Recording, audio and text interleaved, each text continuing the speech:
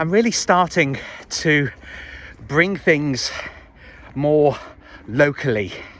And what I mean by that is when you're a people pleaser, it's very easy to actually sacrifice your own space, your privacy, actually. Because if your answer when people make demands or even requests is this perennial yes, woof, woof, woof. Well then, where's the room for you? You know? Where's the room for you to make decisions about your day, your week, your life? It's a big trap, people pleasing. It's very, very easy to fall into. And I'm walking through Chatsworth Park and these lovely paths, all these lovely paths, you know? It's very, very comforting.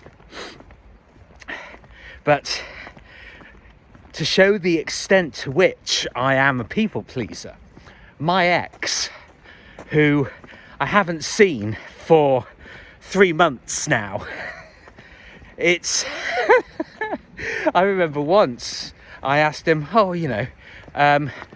do you think I should record these videos sitting down, stationary or walking as I am now? And he said, oh no, the thing is, I prefer it when you sit down because it's more relaxing for me.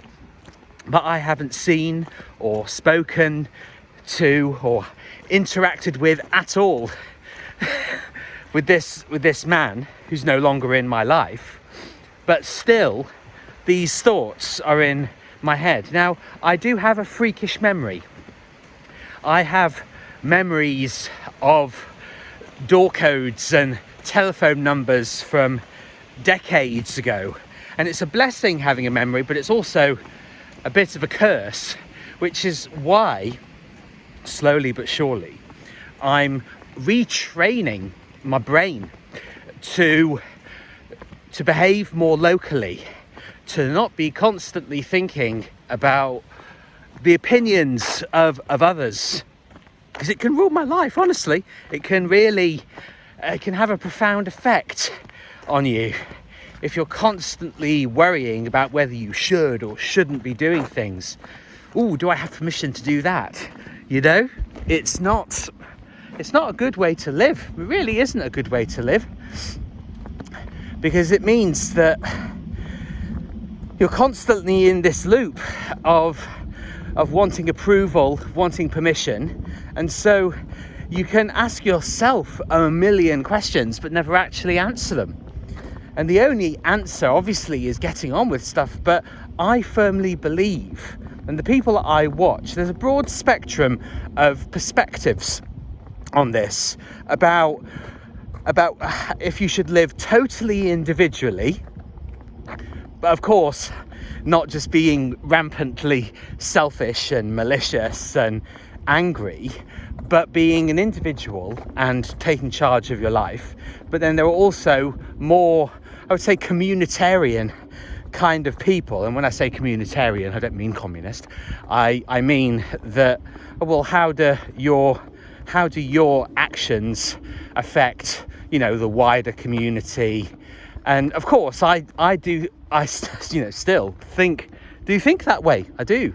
And I think it's always going to be a significant part of me. I don't want to hurt people. I've spoken off and on about the breakup with my ex, but I have sympathy for him.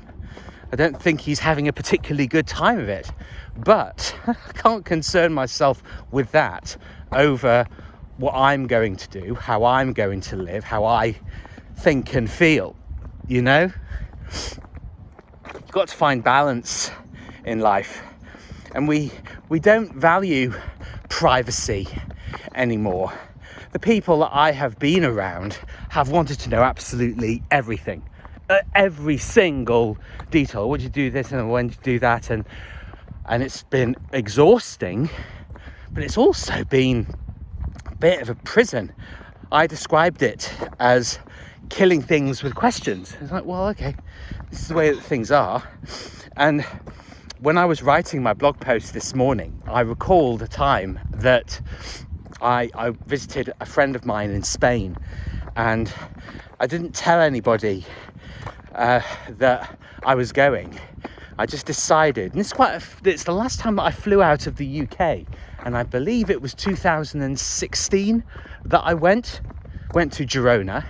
It was very nice, actually, because I'm not a massive fan of Spain, to be honest, but I don't like the food. You know, all that dried bread with ham on top of it, sort of dry, stale leftovers. Anyway, diversion. But I decided at the time, no, I'm not going to tell anybody. I'm just going to go. I'm just going to go and experience it for myself. And this is what I mean by entrepreneurs are explorers. If you want to live a good life, be an explorer. You know, actually be a gratitude archaeologist. Find things that you've already done and say, oh, that was good. I want to live life that way the vast majority of the time. And I just remember getting back from that holiday feeling very refreshed, actually, feeling very empowered. And that's how you should feel in your decisions, you know? Don't feel coaxed, don't feel bullied into, don't feel that you have to do things purely because other people say. And when I think about the handful of tense moments with my ex, well, the truth is it was actually me saying, no, actually, I'm not putting up with this bullshit anymore.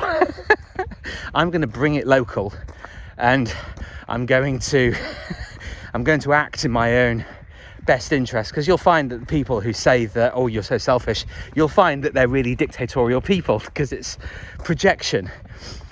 I know that a lot of my relationships have ended because, I'm not going to say failed, because, you know, they weren't beneficial to me, but they've ended because a lot of people want to live in this constant state of denial, of not being honest, of not being truthful, and things have ended when I've just sort of pointed out the obvious truths to people, and people can't take it. It's too jarring for people. People want to live in delusion.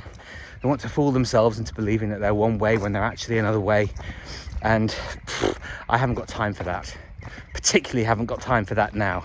I've made a lot of excuses for people, including my ex, but I don't hate him. I feel sorry for him, actually. I feel sympathy for him, but I'm developing a sense now, a very strong sense of looking after myself.